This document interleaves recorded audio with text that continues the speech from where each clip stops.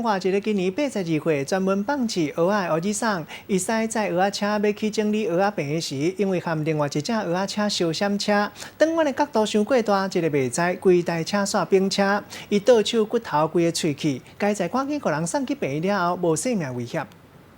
这不过来嘛，对不对？是。之后嘞？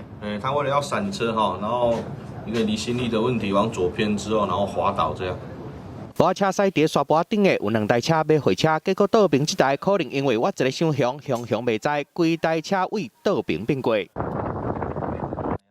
救护人员赶到现场，把受伤的82岁姓林的蚵仔笼固定了好，做急救了后送去病院。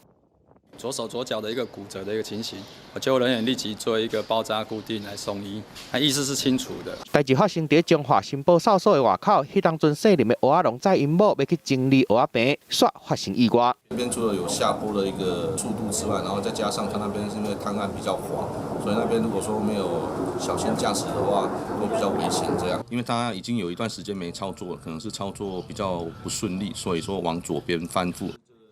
迄当阵边仔有2、3台蚵仔车，看到这件意外，随赶来斗相共，好佳在蚵仔笼送去病院了后，无啥要紧。记者综合报道。